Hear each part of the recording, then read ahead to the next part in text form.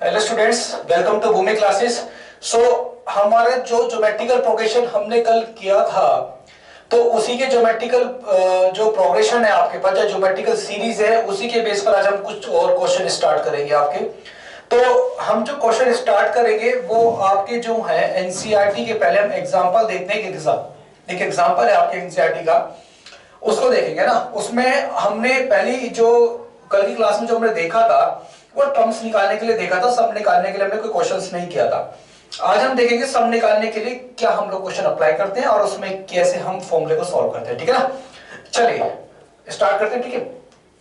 तो बेसिकली अगर हम देखें, है ना, आपकी एनसीईआरटी में ये जो क्वेश्चन नंबर एग्जांपल नंबर 15 है, ठीक है। तो अपनी बुक निकाल लो और उसमें एग्जांपल नंबर 15 में देखना स्टार्ट करो। एग्जांपल नंबर 15 क्या कह रहा है? एग्जांपल नंबर 15 ये कह रहा है कि find the sum of series. Sum of series आपको क्या करना है? सम करना है सीरीज का।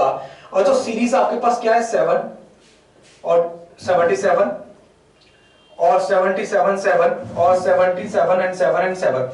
तो ये जो सीरीज है उसके अंदर हमारे पास जो नंबर है वो कैसा? 7, सेकंड 77, उसके बाद 77 7 एंड उसके बाद 777 और एंड सोन ऐसे ही है 2 n टर्म्स। कहां तक है? 2 n टर्म्स तक मुझे यहां पर दिया हुआ है। कहने का मतलब है जो सीरीज है मेरे पास, जो सम की सीरीज है, मैं क्या निकालना है? सम निकालना है। तो बेसिकली मेरे पास जो सम है इज इक्वल टू कितना है? s 7 है यहां पर, 7 plus 77 and plus 77 and 7 and plus 17 7 and 7 7 up to n terms, up to n terms, है ना। अप टू n टर्म्स जो ये सीक्वेंस है ना, ये आपकी n टर्म्स तक बढ़ती जा रही है। और उसके बाद हमें क्या करना है? इसी n टर्म सीक्वेंस का सम करना है। तो सम क्या आएगा उसको देखते हैं। तो बेसिकली मेरे पास जो यहां पर दी हुई है वैल्यू, जो मेरे पास यहां सभी जो वैल्यू है, तो ऐसे क्वेश्चन को सॉल्व करने के लिए सबसे पहले इसमें आप जो कॉमन है 7 निकालो। तो जैसे आपने क्वेश्चन देखा तो मेरे पास यहां पर 7 मैंने बाहर लिया, तो मुझे यहां क्या मिला? 1 प्लस, है ना, 11 plus 1 1 1 and plus 4 1 and ends on and ends on. इसके साथ मेरे पास कुछ नंबर आ रहे होंगे, तो मैंने लिया 2 n terms, 2 n terms. Any problem? तो मेरे पास 2 n टर्म्स आ गया। तो n टर्म्स आने के बाद फिर मुझे क्या करना होता है? इसके अंदर हम 10 से मल्टीप्लाई करते हैं, और जब हम 10 से है ना, तो मुझे यहां पर दिख जाएगा। तो इसमें क्या 10 मुझे बनाना होता है कि एक सीक्वेंस बनानी होती है। तो बेसिकली मैं क्या करूंगा? इसमें 9 से मल्टीप्लाई कर दूंगा। तो 9 से मल्टीप्लाई मैंने किया तो मुझे 9 से डिवाइड भी करना पड़ेगा। तो 9 से मल्टीप्लाई जैसे मैं अलग करता हूं, नेक्स्ट स्टेप में देखो, Sn इज इक्वल टू 7/9। तो यहां कितने मिलेगा? 9 plus 99 plus 999 plus 999 and 9 ends on up to n terms. Up to कितना? n terms. अब ये जो सीक्वेंस मुझे दी हुई है तो उसको मैं ब्रेक करूंगा। कैसे? देखो, Sn is equal to 7/n। तो इसमें कितना आएगा? 10 minus 1 and plus 100 minus 1 and plus 1000 minus 1, that is what? Up to n terms. That is what? Up to n terms. तो मेरे पास जो वैल्यू है 10 की वो मैं एक साथ ले लूंगा, और जो बाकी n टर्म्स 1 मेरे पास आ रहा है उनको एक साथ ले लूंगा। तो मिलेगा कि आपको Sn इज इक्वल टू 7/9 और 10 plus 100 and plus 1000 up to n terms. तो दैट इज माइनस, आपका माइनस आ गया यहां पर, minus 7/9 7/9 and 1 plus ends on n terms. या तो कोई प्रॉब्लम? तो मेरे पास कितना आ जाएगा? 7/9 10 plus 100 plus 1000 plus up to n terms and plus 7/9 and plus something. ये मेरे पास वैल्यूज यहां पर आपको मिल जाएगी। उसके बाद कि मेरे पास जो ये वैल्यू दे रखी है, सीक्वेंस मेरे पास दे रखी है, मुझे क्या करना है? इसमें सम निकालना है। क्या करना है? बेसिकली इसमें मुझे सम निकालना है। तो कैसे सम निकालेंगे? उसके लिए मेरे पास एक फॉर्मूला होता है कि यहां पर ध्यान से देखो कि मेरे पास यहां दिया हुआ Sn इज इक्वल टू 7/9। इसको क्या मैं लिख सकता हूं? 10 प्लस 10 का स्क्वायर एंड प्लस 10 की power 3 and plus ends on up to n terms, up to n terms and minus, है ना। तो मैंने 7/9 बाहर ले लिया, तो मेरे पास क्या आ जाएगा यहाँ पर? 1 plus ends on n terms. ठीक है, मेरे पास क्या आ जाएगा यहाँ पर? n टर्म्स मुझे यहाँ पर मिल जाएगा। अब हम क्या करेंगे इसमें, मेरे पास जो टर्म्स देखिए n टर्म्स के लिए अगर मैं इसमें r चेक करूंगा, सम निकालने के लिए मुझे r देखना होता है। r मेरे पास जो है छोटी है 1 से या बड़ी है, उसको देख के फॉर्मूला लगाएंगे, ठीक है। तो चलिए अब इसमें देखते हैं कि मेरे पास जो फर्स्ट टर्म है वो कितना है, 10 है, और मेरे पास जो r आया है वो कितना दे रखा है, 10 की पावर 2 है, और नीचे मेरे पास कितना है, 10 है। तो बेसिकली अगर मैं बात करूं कि मेरे पास r होगा वो कितना होगा, 10 होगा। मेरे पास r जो होगा वो कितना होगा, 10 है। मेरे पास जो r है वो कितना है, 10 है, और 10 कैसा नंबर है, 1 से बड़ा है। तो मेरे पास 1 से बड़े के लिए मेरे पास क्या फॉर्मूला लगता है, देखिएगा सम करने के लिए हम लोग लगाएंगे क्या, Sn इज इक्वल टू 7/9। तो a कितना है मेरे पास, a प्लस, है ना, a मल्टीप्लाई a की पावर, है ना, तो a की पावर कितना आ जाएगा मेरे पास, ये r की पावर n। तो फर्स्ट टर्म कितना है, a r की power n minus 1, that is what, r minus 1।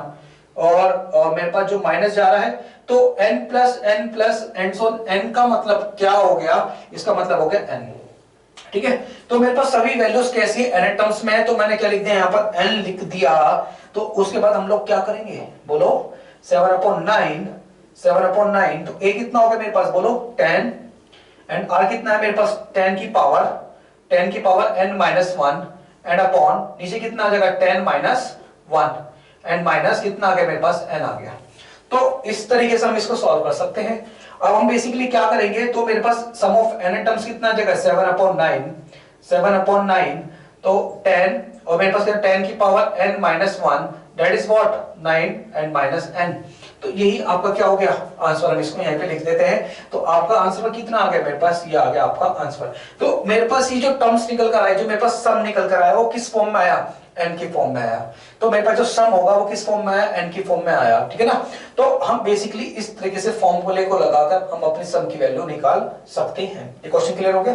तो इसी अगर मुझे ऐसा क्वेश्चन मिलेगा, मल्टीपल ऑफ 7 मिला, तो बेसिकली हम उसमें जो सारे कॉमन वैल्यू बाहर ले लेंगे, उसके बाद 9 से ऊपर नीचे डिवाइड मल्टीप्लाई करेंगे, तो जो भी नंबर मिलेगा उसको 10 माइनस 1 और 100 माइनस 1 कर देंगे, और उसको and so on up to n तक हम ले जाएंगे।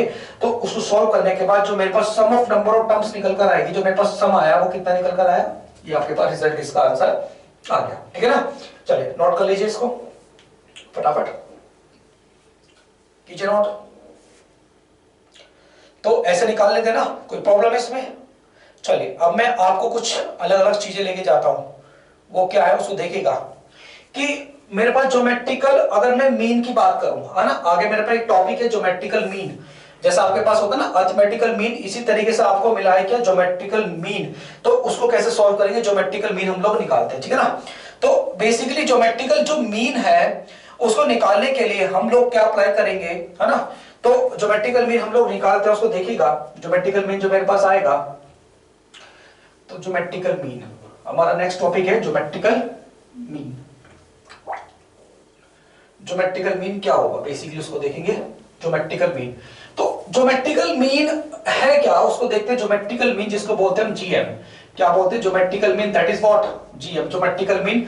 इसको शॉर्ट फॉर्म में हम ज्योमेट्रिकल मीन लिख देते हैं। तो बेसिकली अगर मैं बात करूं, मेरे पास जो दो टर्म्स हैं, मेरे पास कितने टर्म्स हैं, देयर आर 2 टर्म्स, और उनके बीच में कोई मेरे पास वैल्यू आ जाए, g1 g2 g3 आ जाए, तो उसके लिए मैं क्या करूंगा, ठीक है ना, वो फॉर्मूला देखते हैं। तो लेट, अगर मैं देखा, let g1 g2 and so on gn, g1 g2 and so gn b n number between, किसके बीच का, बिटवीन व्हाट, कौन नंबर, कौन से नंबर, बिटवीन जो पॉजिटिव नंबर ले लेते हैं हम लोग, positive number a and b। मैंने ले लिया positive number a and b such that, तो मैं इसको क्या लिखता हूं, such that a, g1 g2 and so on gn ले लेते हैं, एंड हमारे पास यहाँ आ जाएगा b। तो इनके बीच में मेरे पास कुछ ज्योमेट्रिकल प्रोग्रेशन दे रखे हैं, ज्योमेट्रिकल, है ना। तो g1 g2 g3 and so on gn दिया हुआ है, और बेसिकली ये बोलता है क्या, कि मेरे पास जो n है ना, तो ये n किसको ब्लॉक करता है, पहले g1 को, g2 को, g3 को एंड सो ऑन gn को ब्लॉक करता है। और जो फर्स्ट टर्म वैल्यू मेरे पास कौन है, a, और सेकंड टर्म वैल्यू मेरे पास कौन है, यहाँ पर b है। याद रहेगा। और उनके बीच में जो ज्योमेट्रिकल मीन है वो मैं G1 G2 G3 हम लोग यहाँ पर ले लेते हैं कि मेरे पास G1 नंबर ऑफ टर्म कितनी है। तो बेसिकली अगर मैं बात करूं इस क्वेश्चन को करने के लिए, इसमें बी जो मेरे पास नंबर ऑफ टर्म्स होगी कितना होगा, तो मैं क्या कह सकता हूं, B beings the n+2 terms. तो कितनी हो जाएगी, बी द n+2 टर्म्स। तो मेरे पास जो बी आएगा, अगर मैं बात करूं लास्ट में मेरे पास कितनी है बी, फॉर्मूला क्या होता है मेरे पास, an is equal to a r की पावर n-1, और an की जगह पर क्या आ जाएगा मेरे पास, that is what b last term, n a r की पावर कितना आ गया n-1। तो r कितना हो जाएगा, बेसिकली यहां पर कितना आएगा, b upon a is equal to r की पावर n-1। तो मैं इसमें r कितना आ जाएगा मेरे पास, r is equal to b upon a की पावर 1 अपॉन n-1। तो मेरे पास इसका r का रेशियो आ गया। ये r क्या होता है मेरे पास, रेशियो आता है। तो मुझे अगर g1 पता करना है तो g1 का मतलब मेरे पास g1 कितना आ जाएगा, तो g1 कितना आ जाएगा मेरे पास ar, g1 कितना होता है मेरे पास ar, ठीक है ना। तो g1 मेरे पास ar आ गया, तो मेरे पास कितना आ जाएगा a b अपॉन a की power 1 upon n-1, b upon a की पावर 1 अपॉन n-1, ठीक है। यहाँ पे क्लियर है वाली बात समझ में। यहाँ पर जो किसको फॉलो कर रहा है, ये n+2 है ना। अब मेरे पास क्या आ जाएगा n+2 मैंने यहाँ पर रखा, तो मेरे पास कितना जाएगा n+1, तो बेटा यहाँ पर प्लस कर लो है ना, तो प्लस आएगा, यहाँ पर प्लस कर लीजिए। एंड मेरे पास यहाँ कितना आएगा प्लस, तो मेरे पास क्योंकि ना b बीइंग द कहां पर जा रहा है, ये n+2 टर्म्स तक जा रहा है। तो n+2 टर्म का मतलब जो वैल्यू है मेरे पास कहां पर एक्सटेंड हो रही है, n+2 की ओर। तो n-1 मेरा ऊपर होता है, तो n- मैंने यहाँ पर पुट किया, तो कितना हो गया 1 - 1 एंड -1 और 2 कितना हो गया प्लस। तो मेरे पास r की वैल्यू कितना आएगी n+1। तो इस तरीके से हम यहाँ पर इसको सॉल्व कर सकते हैं। तो मेरे पास जो g1 आया वो कितना आया, a b अपॉन a की power b upon power 1 upon n+1। अगर मैं g2 के बारे में बात करूं तो इसका मतलब ar2, g2 के बारे में अगर बात करूं ar2, तो ar2 कितना आ जाएगा, a b अपॉन a की power 2 upon n+1 and 2 upon n+1। अगर मैं g3 के बारे में बात करूं तो g3 कितना आ जाएगा, a r की power 3, that is what a upon b upon a की पावर 3 अपॉन n+1। क्लियर है।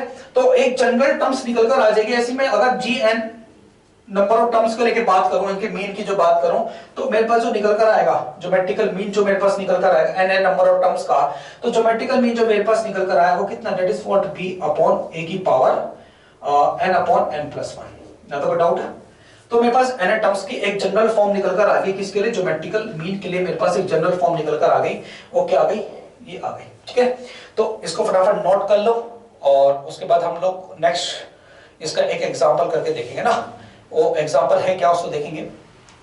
तो आपकी हम एनसीईआरटी का वही एनसीईआरटी का जो क्वेश्चन है ना, उसी में हमारे पास जो एग्जांपल है, मैं उसी एग्जांपल से वही वाला क्वेश्चन इसको समझाऊंगा, ठीक है ना।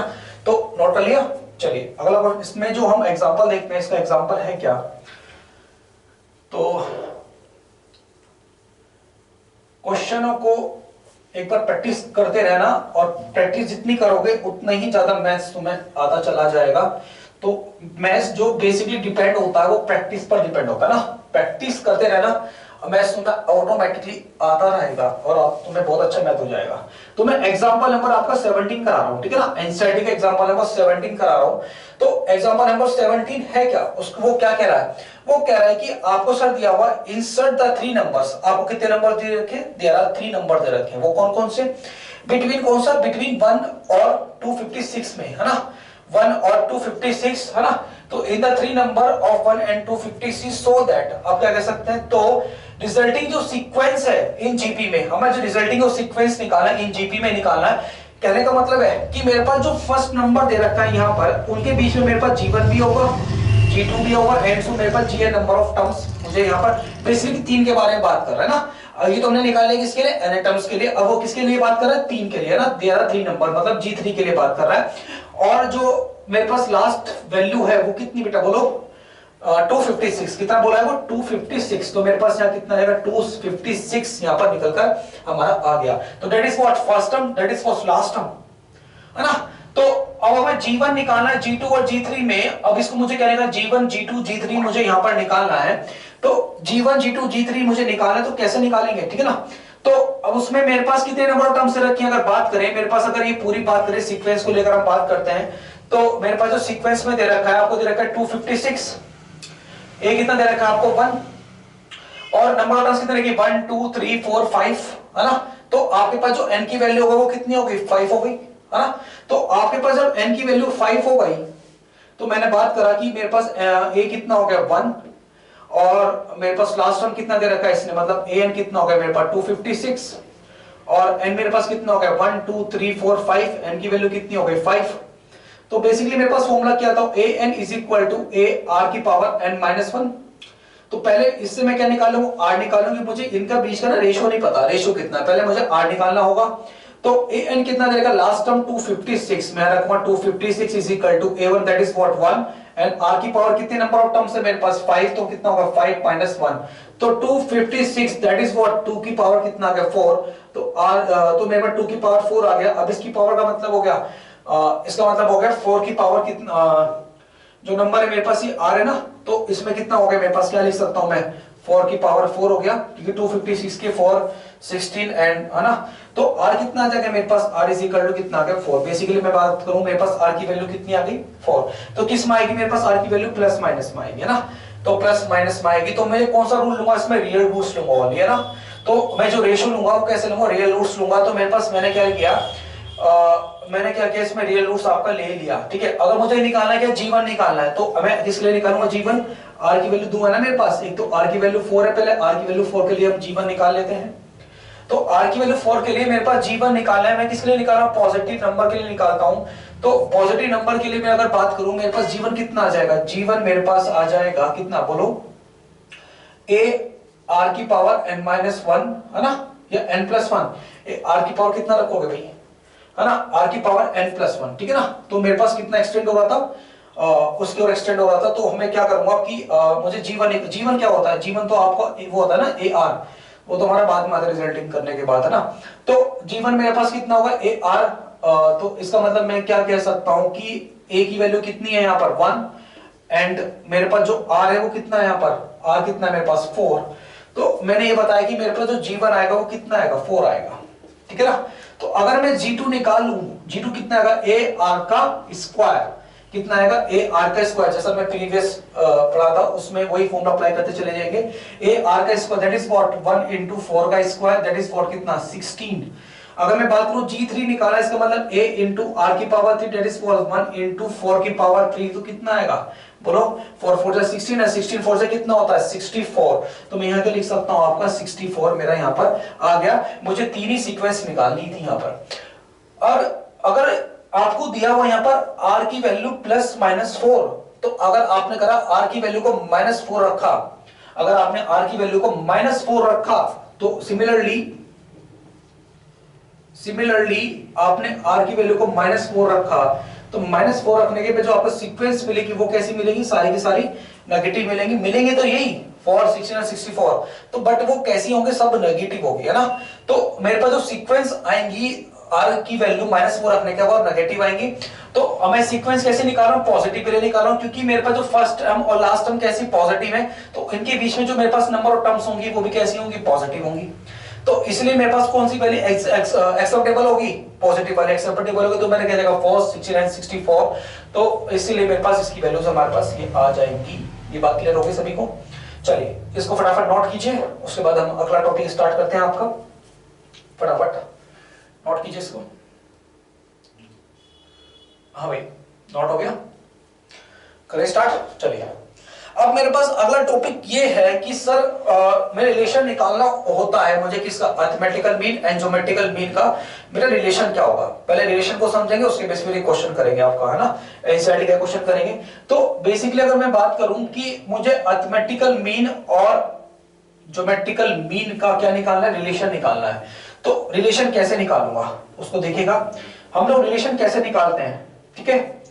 तो रिलेशनशिप बिटवीन किसके लिए, अरिथमेटिकल प्रोग्रेशन और ज्योमेट्रिकल प्रोग्रेशन, ठीक है ना।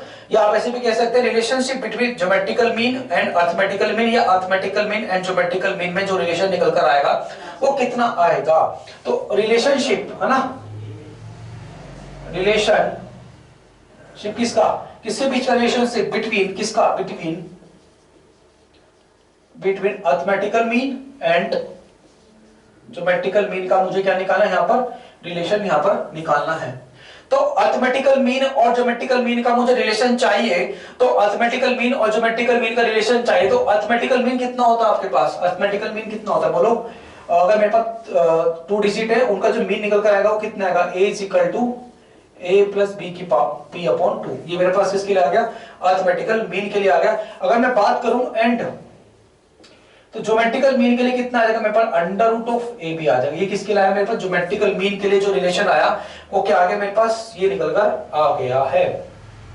तो अगर मैं अर्थमेटिकल मीन और ज्योमेट्रिकल मीन को माइनस कर दूं तो मिलेगा क्या, arithmetical mean minus geometrical means a plus b upon 2 minus under root of a into b is equal to a plus b upon minus 2 under root of A b and upon 2। तो that is what, कितना मिला। तो अगर मैंने इसका किया root a का square and plus root b का square and minus 2 under root of a और b एंड अपॉन 2, तो मेरे पास कितना आएगा, root a minus root b का कितना हो जाएगा, होल स्क्वायर एंड अपॉन कितना आ गया, 2 आ गया। तो जो रिलेशन है मेरे पास वो कैसा है, greater than and equal to 0। तो ज्योमेट्रिकल मीन का जो रिलेशन निकल कर आया इक्वेशन से, तो इसका मतलब मेरा अर्थमेटिकल मीन वो बड़ा होता है किससे, ज्योमेट्रिकल मीन से, और इक्वल टू होता है ज्योमेट्रिकल मीन के भी। तो ऐसे रिलेशन पे हमें मिल सकता है। तो arithmetical means is equal to geometrical mean, इसको ऐसे लिख सकते हैं, arithmetical means that is geometrical mean. अगर मेरा हार्मोनिक मीन होता तो हार्मोनिक मीन में ऐसे आ जाता मेरे पास हार्मोनिक मीन। तो ये है कि मेरे पास रिलेशन निकल कर आएगा अर्थमेटिक मीन का, ज्योमेट्रिक मीन का, हार्मोनिक मीन का। तो हम इस तरीके से अपना रिलेशन निकाल सकते हैं। अब इसके बेस पर हम एक क्वेश्चन कर लेते हैं। अभी हमने अर्थमेटिकल मीन नहीं पढ़ा था, उसको भी यहाँ से स्किप कर दो।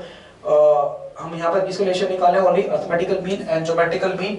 तो मेरे पास ये रिलेशन इसका निकल कर आ जाएगा, relationship between arithmetical mean and geometrical mean. ठीक है ना।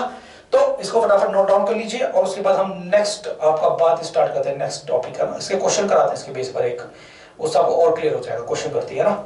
चलिए नोट हो गया, चलिए इसमें से क्वेश्चन कर लेते हैं।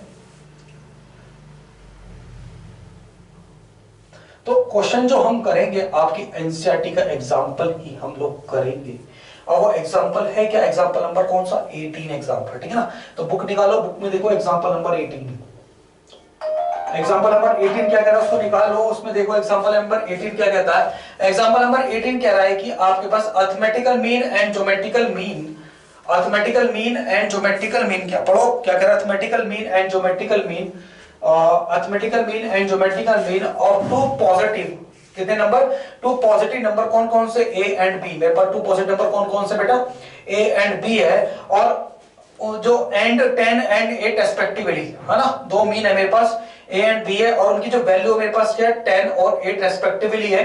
तो हमें क्या करना, फाइंड द नंबर निकालना है। क्या निकालना हमें, बेसिकली फाइंड द नंबर निकालना है, मुझे a और b निकालना है। तो arithmetical mean that is what, a plus b and upon 2। तो अर्थमेटिकल मीन की वैल्यू कितना है बोलो, 10 is equal to a plus b upon 2। तो मैं क्या लिख सकता हूं, a plus b is equal to 20 लिख सकता हूं। a plus b is equal to कितना लिख सकता हूं, 20 लिख सकता हूं या नहीं लिख सकता हूं, लिख सकता हूं भैया, है ना।